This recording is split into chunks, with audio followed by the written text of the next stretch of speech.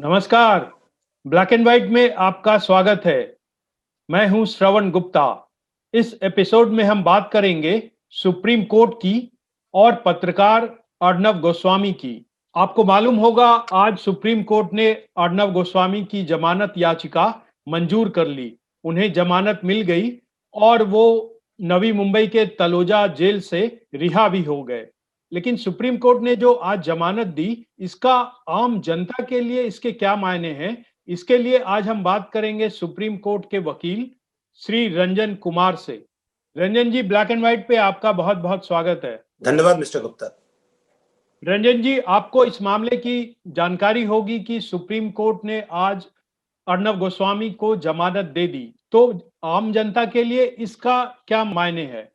देखिए, supreme court में आज जो स्पेशल लीव पिटीशन फाइल हुआ था, वो हाई कोर्ट में एक इंटरिम बेल की एप्लीकेशन लाई गई थी अर्नब गोस्वामी के द्वारा। और उस एप्लीकेशन में हाई कोर्ट ने ये कहा था कि extra ordinary jurisdiction under article 226, इस केस में हमें लगता नहीं है कि इस ज्यूरिसडिक्शन को एक्सरसाइज करना चाहिए, और उन्होंने इंटरिम बेल की एप्लीकेशन उनके रिजेक्ट कर दी थी। उस इंटरिम ऑर्डर को अर्नब गोस्वामी ने सुप्रीम कोर्ट में चैलेंज किया under article 136 of the constitution of India. आज जो सुप्रीम कोर्ट में सुनवाई हुई, वो सिर्फ उस ऑर्डर के अगेंस्ट थी जो कि इंटरिम बेल उनकी रिजेक्ट हुई थी बॉम्बे हाई कोर्ट से। जब इस पे आर्गुमेंट हो रहा था, तो जो उनके वकील थे हरीश साल्वे जी और जो स्टेट के वकील थे, इन लोगों ने बहस किया। बहस के दौरान जो बहुत सारी टिप्पणियां जो जजेस के द्वारा हुई, खासकर जस्टिस ऑनरेबल जस्टिस चंद्रचूड़ के द्वारा, तो उन्होंने काफी सारी टिप्पणी की और उन्होंने बाद में एक 2-3 पेज के एक ऑर्डर के साथ ये कहा कि हाई कोर्ट का जो ऑर्डर था that was not correct order, और हाई कोर्ट को इस तरह के मैटर में जहां पर्सनल लिबर्टी का इन्वॉल्वमेंट होता है, जहां पर्सनल लिबर्टी इन्वॉल्व होता है, तो इस तरह के मैटर में हाई कोर्ट को एक्स्ट्रा ऑर्डिनरी ज्यूरिसडिक्शन में जो उसको पावर दिए गए हैं, उसको एक्सरसाइज करते हुए उनको इंटरिम बेल पे रिहा कर देनी चाहिए। और ये टिप्पणी के साथ उन्होंने कहा कि immediately फोर्थविथ Arnab Goswami should be release, उनको रिलीज कर दिया जाएगा। 50,000 के उनको बेल बॉन्ड भरने के लिए कहा, और ये कहा कि फोर्थविथ उनको रिलीज किया जाए। नहीं तो इसका ये बार बार ये सुप्रीम कोर्ट से ही ऐसे आदेश क्यों आते हैं? नहीं, ऐसा नहीं है। राहत जो कॉन्स्टिट्यूशनल कोर्ट हमारे देश में जो हाई कोर्ट्स हैं, उन लोगों के द्वारा भी मिलती है। बट हाँ, ये जरूर है कि कुछ हाईलाइटेड ऐसे केस थे, जैसे अर्नब गोस्वामी के ही केस का मुझे दो उनका एक पहले भी जो केस था, उसमें मेरे को याद आ रहा है सुप्रीम कोर्ट से ही उनको ये बेल मिला था। और क्योंकि सुप्रीम कोर्ट सर्वोच्च न्यायालय है, और सर्वोच्च न्यायालय के पास जब आते हैं फंडामेंटल राइट्स किसी का वायलेट होता है, तो सब लोग सर्वोच्च न्यायालय की तरफ देखते हैं। और क्योंकि इसमें हाई कोर्ट का जो पहला ज्यूरिसडिक्शन 226 के अंदर या 482 के अंदर जो अर्नब गोस्वामी ने हाई कोर्ट को अप्रोच किया था, उसमें उनको रिलीफ नहीं मिली, तो उनके पास कोई चारा नहीं था but to challenge that order in the supreme court. और सुप्रीम कोर्ट ने मेरे ख्याल से सही ऑर्डर दिया कि इस तरह के मैटर्स में कस्टोडियल इंट्रोगेशन की जरूरत नहीं है और उनको इंटरिम बेल पे रिहा कर देनी चाहिए। उन्होंने तो ये भी कहा कि इस तरह के मैटर्स में हाई कोर्ट को एक्स्ट्रा ऑर्डिनरी ज्यूरिसडिक्शन को एक्सरसाइज करते हुए इस तरह के बहुत सारे ऐसे केसेस हैं जिसमें उनको बेल ग्रांट कर देना चाहिए, इसके बजाय कि उनको सुप्रीम कोर्ट आना पड़े। और ऑब्वियसली सुप्रीम कोर्ट सर्वोच्च न्यायालय है, तो सुप्रीम कोर्ट बहुत सारे ऐसे मामले हैं जिसमें वो इस तरह के रिलीफ देती आई है, और उसने इस बार भी उनको अर्नब गोस्वामी को दिया। लेकिन रंजन जी, जो बॉम्बे हाई कोर्ट ने ये कहा कि हमें जो संविधान के अनुच्छेद 226 से जो पावर मिले हुए हैं, वो हम इस मामले में उसका इस्तेमाल नहीं कर सकते, और इनको जो है सेशन कोर्ट से ही जमानत मिलेगी। और उसी बात पे आज सुप्रीम कोर्ट ने कहा कि बार बार हाई कोर्ट ऐसी गलती क्यों करते हैं, जब किसी नागरिक के फंडामेंटल राइट का हनन होता है तो वो इसका इस्तेमाल, अपने पावर का इस्तेमाल क्यों नहीं करते? देखिए, इसमें जो कानून है वो सेटल्ड है, और ये कानून सुप्रीम कोर्ट के ही वेरियस जजमेंट में सेटल हुआ है। ये उन्होंने हमेशा कहा है कि जब भी कोई अल्टरनेट और एफिकेशियस रेमेडी अवेलेबल है किसी के पास, तो सबसे पहले उनको वो अल्टरनेटिव के लिए उस अल्टरनेटिव को एक्सरसाइज करना चाहिए। हाई कोर्ट ने उनको ये नहीं कहा, इंटरिम बेल उनको नहीं दिया, लेकिन उनको ये नहीं कहा कि आपका रेमेडी, उन्होंने कहा कि आपका जो अल्टरनेट रेमेडी है वो 439 सीआरपीसी में है, और रेगुलर बेल के लिए जो कि सेशंस कोर्ट में पेंडिंग है, आप वहां जाके आप अपने बेल के एप्लीकेशन को वहां एजिटेट कीजिए। जब सुप्रीम कोर्ट में हुआ तो सुप्रीम कोर्ट ने कहा कि शायद इस तरह के मैटर में जहां फंडामेंटल राइट और जहां पर्सनल लिबर्टी की इन्वॉल्वमेंट होती है, वहां शायद extra ordinary writ jurisdiction exercise, उस पावर को एक्सरसाइज करते हुए हाई कोर्ट को शायद बेल दे देना चाहिए। इसलिए उन्होंने कहा कि high court was in error in rejecting the application for grant of interim bell. ठीक है, हाईकोर्ट का वो उस मैटर में, उस सर्कमस्टांसेस में वो इनका व्यू था। उस ऑर्डर को जब सुप्रीम कोर्ट में चैलेंज किया गया, सुप्रीम कोर्ट ने कहा कि हम इनको इंटरिम बेल पे रिहा करते हैं। अभी मैटर वहां पे सुप्रीम कोर्ट में पेंडिंग है। जो लार्जर इशू है कि क्या वो जो इन्वेस्टिगेशन जो ओपन किया था सरकार ने सही है नहीं है, एफआईआर पर एमएफएससी केस बनता है कि नहीं, वो डिसाइड होगा। बट हाँ, इंटरिम बेल उनको सुप्रीम कोर्ट से आज मिल गया, जो मेरे हिसाब से सही भी था। नहीं, लेकिन बॉम्बे हाई कोर्ट अगर उसी दिन ये फैसला कर लेती तो अर्नब की उसी दिन रिहाई हो जाती। देखिए, सारे हाई कोर्ट भी कॉन्स्टिट्यूशनल कोर्ट्स हैं। उन्होंने भी जब फैसला, जब इन्होंने ऑर्डर किया, अगर हाई कोर्ट का आप ऑर्डर पढ़ेंगे तो जो उसमें ऑर्डर उन्होंने किया हुआ, उसमें बहुत सारे सुप्रीम कोर्ट्स के ही जजमेंट्स को साइट किया हुआ है और उनके जो अर्लियर सेटल लॉ है उनको साइट करते हुए कहा।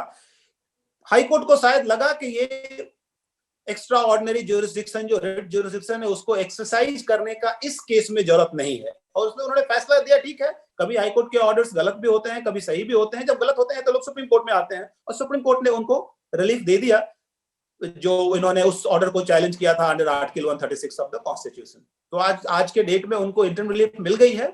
ऑब्जर्वेशंस उनके during the course of argument जरूर किए हैं जस्टिस चंद्रचूड़ जी ने, ऑर्डर का पार्ट वो नहीं है। तो अभी देखा जाए कि उसमें आगे क्या होता है, बट ये सही है कि उनको आज रिलीफ मिल गया। इस बात को भी सुप्रीम कोर्ट ने कहा कि जैसे अब कई राज्य जो हैं नागरिकों के अधिकारों का हनन कर रहे हैं, उल्लंघन कर रहे हैं, उसमें अगर हम चुप रहेंगे, सुप्रीम कोर्ट चुप रहेगा, तो ये चीजें गलत दिशा में जाएगी। नहीं, वो बिल्कुल सही है। पर्सनल लिबर्टी बहुत ही इंपॉर्टेंट है। हमारे कॉन्स्टिट्यूशन में फंडामेंटल राइट में दिया हुआ है कि पर्सनल लिबर्टी किसी को, और इनफैक्ट कानून ये है कि जेल तो मिलना चाहिए, बेल तो मिलना चाहिए लोगों को, जेल अपवाद है। बट बहुत सारे ऐसे जजमेंट में इस प्रिंसिपल को फॉलो बहुत सारे हाईकोर्ट ने नहीं किया, और मैं कहूंगा कि बहुत सारे कुछ जजमेंट में सुप्रीम कोर्ट ने भी ये कहा है कि जब जहां पे आपका पर्सनल लिबर्टी, तो डिपेंड करता है कि क्या आपके अगेंस्ट चार्जेस हैं, उस चार्जेस के ग्रेविटी क्या है, उस पर डिपेंड करता है कि आपको बेल मिलना चाहिए या बेल नहीं मिलना चाहिए। अच्छा, अब हम आते हैं जो अर्नब का केस है, अर्नब गोस्वामी का जो केस है आत्महत्या के, कथित रूप से आत्महत्या के लिए उकसाने का, तो आपको क्या लगता है कि उनपे ये मामला बनता है? देखिए, अर्नब गोस्वामी का मैं बहुत डिटेल में नहीं बताऊंगा कि अर्नब गोस्वामी के अगेंस्ट मुकदमा क्या है। अर्नब, मैं एकदम शॉर्ट में 2-3 लाइन में बता दूं, उसके बाद बताऊंगा कि क्या उनके अगेंस्ट चार्जेज हैं और क्या चांसेज हैं कि उस चार्ज को प्रूव कर सकती है पुलिस उनके अगेंस्ट। ये केस है एक एबेटमेंट ऑफ सुसाइड 306 और 34 आईपीसी के धारा के अंतर्गत। उनमें उनके अगेंस्ट, उनके ऊपर ये एलिगेशन है कि आपने कुछ पैसे बकाए थे, जो आप कोई उनका जो इंटीरियर डिजाइनर थे उनको आपने नहीं दिया, जो उन्होंने बताया है कि 83 लाख रुपए थे और नहीं दिया, और क्योंकि फाइनेंशियल स्ट्रेस में आ गए वो, जिनकी डेथ हो गई, जिन्होंने सुसाइड किया, और उसकी वजह से उनको सुसाइड करना पड़ा। उसमें एक सुसाइड नोट भी मिला है, उसमें अर्नब गोस्वामी को नाम भी दिया गया है कि हाँ, बिकॉज अर्नब गोस्वामी भी, 2 और लोगों का नाम है, अर्नब गोस्वामी ने इतना पैसा नहीं दिया हमें और उसकी वजह से मैं फाइनेंशियल स्टेट में आ गया, उसकी वजह से हम सुसाइड कर रहे हैं। तो इसकी वैलिडिटी होती है क्योंकि मरने के पहले का एक सुसाइड नोट है। अब 2018 में ये इन्वेस्टिगेशन हुआ और उस इन्वेस्टिगेशन के बाद 2019 में शायद इसको क्लोज भी कर दिया गया। क्लोज कर दिया गया इस वजह से कि इसमें पुलिस ने कहा कि हमें उसमें बहुत ज्यादा एविडेंस नहीं मिली और अभी फिलहाल एविडेंस के अभाव में हम इसको क्लोज कर रहे हैं। फिर पुलिस ने उसको ओपन किया और फर्दर इन्वेस्टिगेशन के दौरान फिर ये सारी कार्रवाई हुई, फिर इन्वेस्टिगेशन हुआ। उस इन्वेस्टिगेशन में बहुत सारे विटनेसेस के स्टेटमेंट पे रिकॉर्ड हुए, जहां तक मेरे को पता है सेक्शन 164 सीआरपीसी के अंदर, जो कि मैजिस्ट्रेट के सामने बयान होता है लोगों का। और उसके बाद शायद पुलिस को ऐसा लगा कि इनके अगेंस्ट कुछ केस बनता है और इसके बाद ये कार्रवाई हुई उनको अरेस्ट करने का। जहां तक आप पूछेंगे कि 306 में उनके अगेंस्ट जो चार्जेस लगाए हैं वो प्रूफ हो पाएगा कि नहीं, वो तो डिपेंड करता है कि ट्रायल पुलिस कैसे करती है और क्या होता है, क्योंकि सुप्रीम कोर्ट ने इन्वेस्टिगेशन पे स्टे नहीं लगाया हुआ है। उनको इंटरिम बेल देते हुए कहा है कि आप इन्वेस्टिगेशन में कोऑपरेट कीजिए, आप इन्वेस्टिगेशन में पार्टिसिपेट कीजिए, आप किसी विटनेस से नहीं मिलेंगे, इंटरफेयर नहीं करेंगे। तो ये कहना अभी कि वो 306 का जो चार्जेज उनके अगेंस्ट लगा है वो पुलिस प्रूव कर पाएगी या कितना सीरियस, ये सारा डिपेंड करेगा कि क्या एविडेंस पुलिस के पास है और कैसे उसको ट्रायल में ले जाके प्रूव करने की कोशिश करते हैं। नहीं, इसका जो एक पक्ष है कि उनके अर्नब पे उनके 83 लाख रुपए बकाया थे, तो क्या किसी आदमी का अगर किसी के ऊपर बकाया हो और वो उसे पैसा वो न लौटाए, न दे उसे वापस, तो क्या ये आत्महत्या के लिए उकसाने का मामला बनता है? देखिए, उनके अगेंस्ट केस क्यों बनता है और पुलिस ने क्यों केस बनाया, उसका बेसिस है सुसाइड नोट। सुसाइड नोट में उन्होंने लिखा हुआ है कि मैं इसलिए सुसाइड कर रहा हूं, आत्महत्या कर रहा हूं, क्योंकि मैं फाइनेंशियल स्ट्रेस में आ गया हूं। फाइनेंशियल स्ट्रेस में इसलिए आ गया हूं कि इन लोगों ने मेरा बकाया नहीं चुकाया। अगर ये सुसाइड नोट नहीं मिलता तो शायद ये कहा जा सकता था कि कॉमर्शियल डिस्प्यूट है और ये ब्रीच ऑफ कॉन्ट्रैक्ट का मामला है। लेकिन क्योंकि सुसाइड नोट मिला और इसी में किसी ने किसी का नाम लिया है, इसलिए इसमें लगता है कि पुलिस ने एफआईआर किया और पुलिस ने उसके बाद इन्वेस्टिगेशन किया। ये कहना कि क्या ये पैसा सिर्फ नहीं देने से उन्होंने सुसाइड कर लिया, ये सारा इन्वेस्टिगेशन का बात है कि इन्वेस्टिगेशन में पता चलेगा और ट्रायल के दौरान पता चलेगा कि वो उसमें दोषी हैं या नहीं है। लेकिन हाँ, प्राइमा फेसी केस तो बनता ही है क्योंकि उनका नाम उसमें दिया गया है, सुसाइड नोट में उनका नाम पाया गया है। अगर उनका नाम नहीं पाया होता तो शायद ये केस नहीं खुलता भी नहीं और शायद एफआईआर भी नहीं होता।